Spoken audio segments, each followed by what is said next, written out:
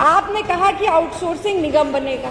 इसी सदन में माननीय नेता सदन ने घोषणा की थी इसकी, लगभग 5 से 6 महीने से 5 से महीने से तो ऊपर हो गए। निगम का गठन हो गया है और बोर्ड की बैठक भी संपन्न हुई है।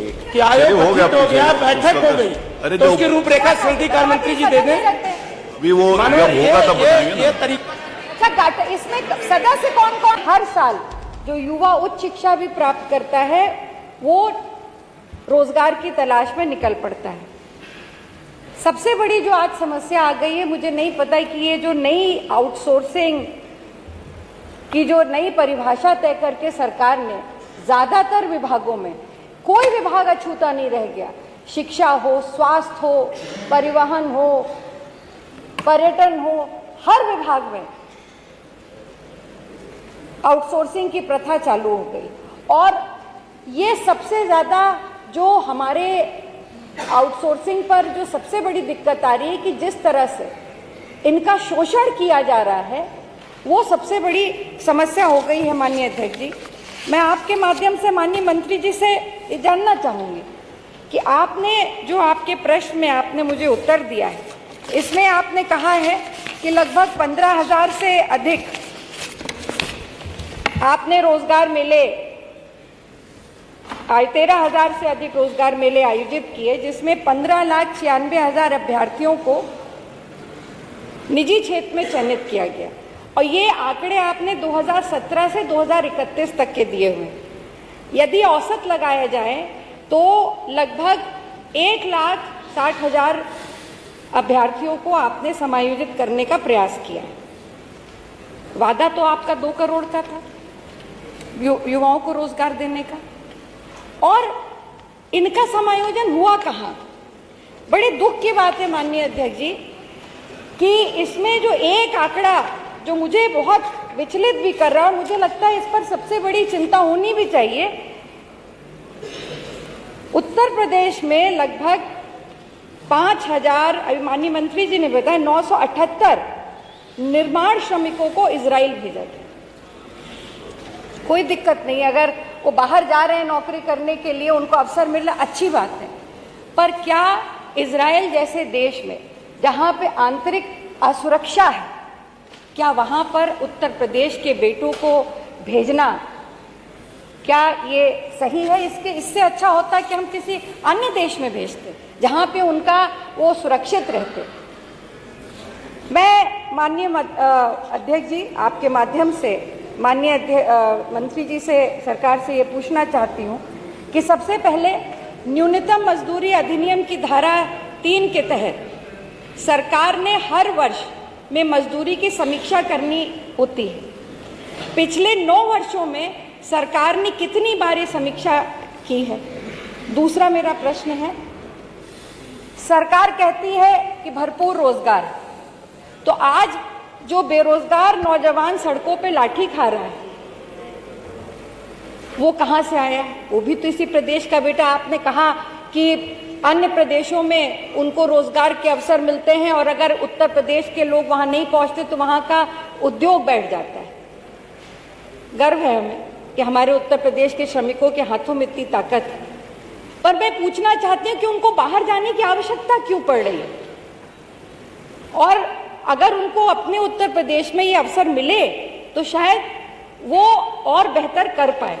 तो क्या सरकार अपने ही प्रदेश में, चाहे वो विदेश में जाने पर जितना हम ध्यान दे रहे हैं या अन्य प्रदेशों में जाने के लिए उनको तैयार कर रहे हैं, क्या हम उनको यहाँ अवसर देंगे? और तीसरा तीसरा महत्वपूर्ण है, आपने कहा कि आउटसोर्सिंग निगम बनेगा।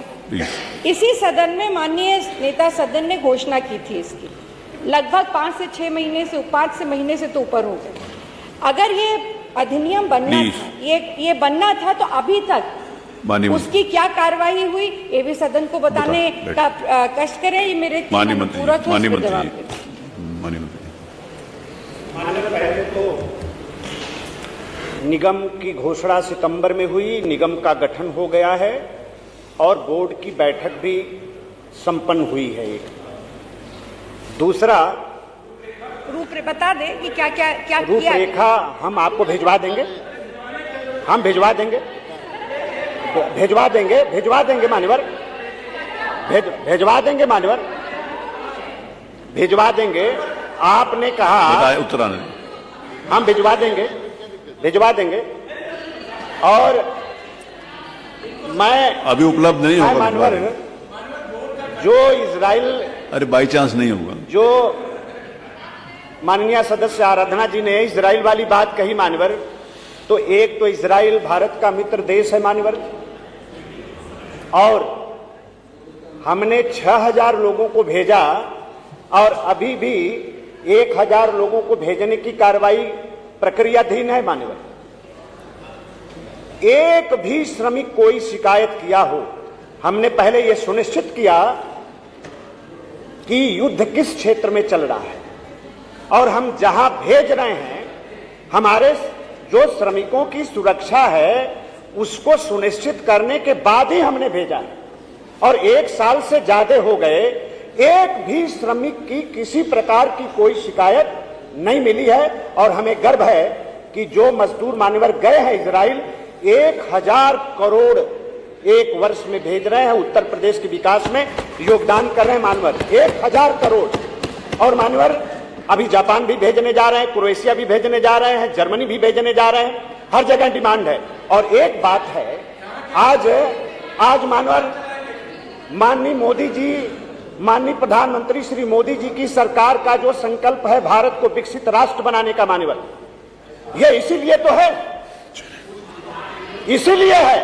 और मान्यवर आज जो 2 औद्योगिक पार्क मिले मान्यवर, जैसा आराधना जी ने कहा कि पलायन न करना पड़े, रोजगार उनको यही मिले, सरकार उसका उपाय करने जा रही है।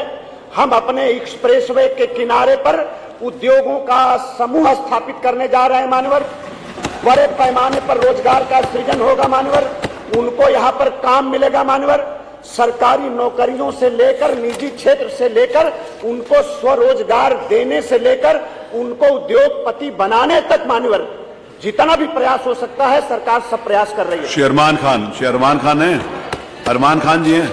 नहीं।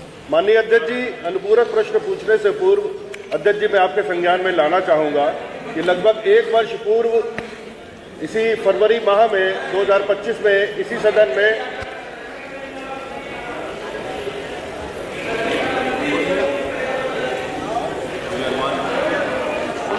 अरमान खान साहब पूछ लें। अगर सितंबर के महीने में की घोषणा है कि आयोग हो गया, गठित हो गया, बैठक हो गई, अरे तो जो उसकी रूपरेखा संधि कार्य मंत्री जी दे दें। भी वो जब होगा तब बताएंगे ये ना। तरीका अच्छा, इसमें सदस्य कौन कौन है? शेरमान खान, आपका कुछ मेरे को मंशा अच्छी नहीं लग रही, तो उनको बिठा दीजिए। वो बड़ी पुरानी बात है, बहुत आपकी बैटरी बहुत देर में चार्ज हुई। माननीय अध्यक्ष जी, आपका तो श्री आप पूछिए, अरमान से पूछिए, अरमान खान पूछिए। संग्राम भाई बैठे नहीं, झूठ नहीं बोल रहे। अरे वो उनके पास होता तो बोल देते ना, झूठ नहीं बोल रहे, सच बोल रहे हैं। हुआ नहीं, क्या होगा तो भिजवा देंगे आप, माननीय मंत्री।